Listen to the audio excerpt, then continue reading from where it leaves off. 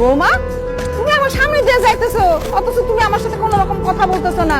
হ্যাঁ, কি তুমি কি আমার কথা শুনতে পাইতেছো না? আমাকে বলতেছে? বৌমা, তুমি আমার ছেলের বউ, তোমারে যদি আমি বৌমা না কই, কারে বৌমা করবো? ভুল ভুল, আমি আপনার ছেলের বউ না। কি সব আবল তাবল কথা কইতেছো? তুমি যদি আমার ছেলের বউ না হও, তাহলে কে আমার ছেলের বউ? ছেলের বউ দেখবেন, ছেলের বউ দেখবেন। সরেন আম্মা, এই ছেলের বউ। কি কইতেছো বৌমা? এইটা তো হুন্ডা, এইটা আমার ছেলের বউ হইতে যাবো কেন? আর এই হুন্ডাই তো আপনার ছেলের বউ। একদম ফালতু কথা কইবা না বৌমা, অনেক বেলা হয়েছে, যাও রান্না বসাও। কইলি হইলো? আমি তো আম্মা রান্না করতে পারবো না। সুন্দরে বল, আইন্দা যা রান্না বসে দিও, যা যা। শিরিন, তুমি কি পাগল হয়ে গেছো? হুন্ডারে কেন রান্না বসাইতে বলবো? কারণ তোমার আম্মাই হুন্ডা যৌতুক নিয়েই তো তোমারে বিয়া করাইছে।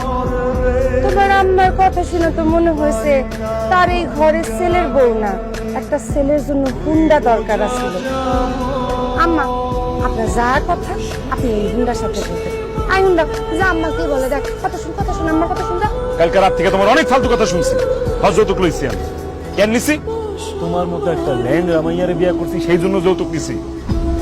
এখন বেশি কথা না কয়ে তাড়াতাড়ি যায় রান্না বসো, আমার অনেক ক্ষুধা লাগছে। খায়া আমি বাইরে যাবো, কাম আছে। আপনারা যদি না খায় মইরাও যান, তাও তো আমি রান্না বসাইতে পারবো না।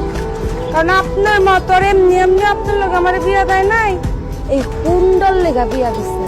আমার আব্বাতে এই হুন্ডা যৌতুক নিয়ে যেহেতু আপনার লোকে বিয়া দিছে, সেহেতু আম্মা জানের যত আবদার আম্মা জানে হুন্ডারে করুক, হুন্ডাই রান্না বান্না করে নিয়ে আসবে। আমার লগে এমনি এমনি বিয়া দিলে আমি আপনার মায়ের রান্না বাড়াকে কাপড় চুপড় ধুয়ে দিতাম, আদর সোহাগ করতাম। এখন আর করবো না।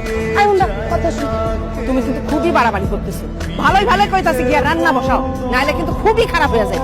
আপনি যদি হুন্ডা দিয়ে রান্না বসাইতে পারেন তো রান্না বসান, আর যদি না পারেন তা আপনি আর আপনার ছেলে মিলে রান্না করেন। মানে আমার ছেলের বউ থাকতে আমি আর আমার ছেলে কেন রান্না করতে যাবো? কারণ আম্মা, ঘরের বউ তো আর এমনি এমনি আসে না, যৌতুক নিয়ে এরপরে বউ আনছে। আমার আব্বা যে এতগুলা টাকা যৌতুক দিল, নিশ্চয়ই আমার সেবা যত্ন করার জন্য দিচ্ছে। যেহেতু আমার সেবা যত্ন করার লেগে আমার আব্বা দুটা গোলাম কিনেই দিচ্ছে আমারে, তো আমি কষ্ট করে রান্না করতে যাবো। আমি পায়ের উপর পা তুলা খাবো, কারণ আমার তো পায়ের সমস্যা। তাহলে আমি গোসল করে রাখি, আপনারা রান্নাটা বসায় দেন। আর যদি আম্মা আমার কথা নষ্ট হয়, তাইলে খবর আছে।